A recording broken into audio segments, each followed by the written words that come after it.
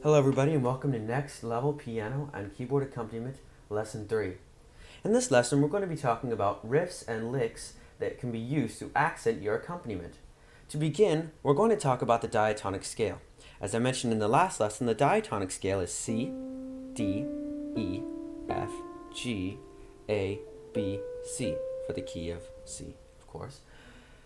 Now, the diatonic scale consists of 8 notes, and the notes in the scale you can use to complement the chords that you're playing.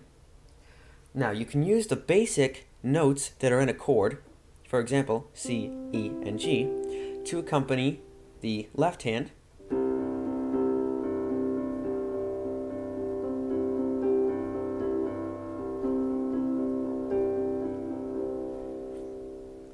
which is very nice and easy to do, and there's nothing wrong with it, but you can take it a little bit further.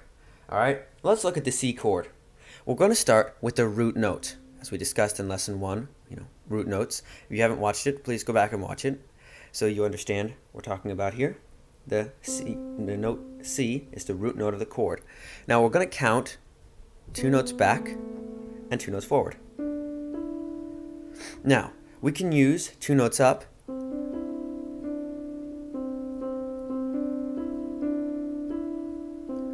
to add little bits of, little riffs and just little accents to, there's a singer or a group playing, or even just to accompany yourself.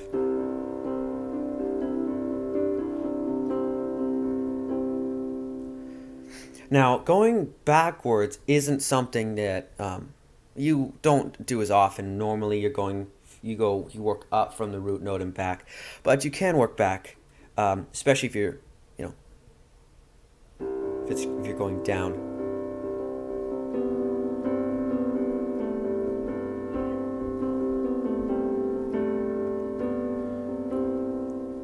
And going 2 notes up or 2 notes back is by no means where you have to stop. You can go forward as much as you want. Now there are a few rules that can be applied to help make this sound the best. If you're working with a C chord,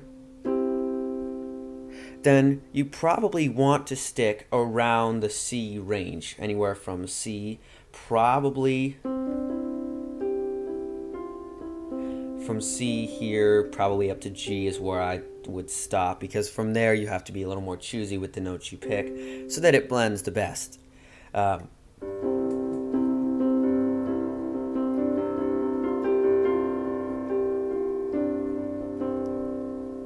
See, so it's very nice and flowing in. If you go up a little bit further,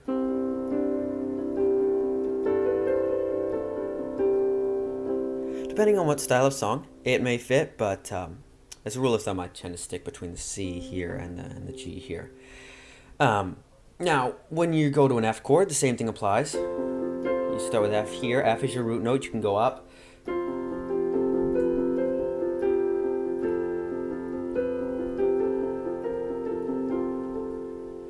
Now, the F is F, A, C, but the key of F has a B flat in it. So playing an F chord and then hitting that B natural, even in the C scale, may sound a little off. So that's another thing you probably want to not hit as often. But if you're going from a C,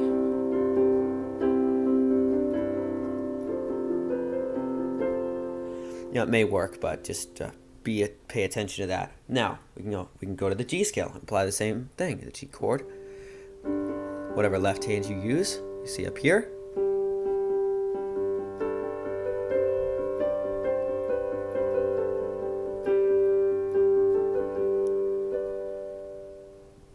So it's very simple, and a lot of people do this, but not a lot of people teach you how to do this, and that's what I'm here to teach you.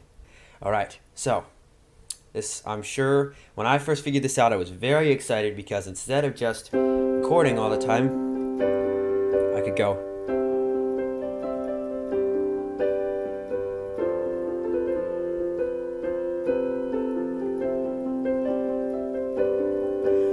And so on and so forth. Again, it can be applied to any key. We'll play in the key of D. Now the key of D is D, E, F sharp, G, A, B, C sharp, D. Now, you have to watch your sharps for any key that you play in.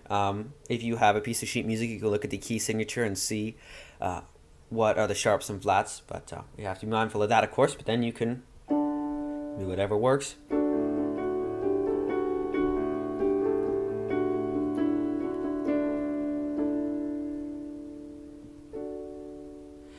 So, very simple to understand, very simple to do. Nothing that you will ever do is hard. It's just a matter of learning how to do it and finding people who are willing to teach you.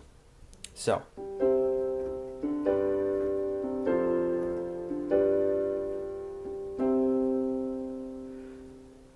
in our next lesson, we will be looking at using the bass accompaniment style we learned in the first lesson and the second lesson to build a more fun, more jaunty style.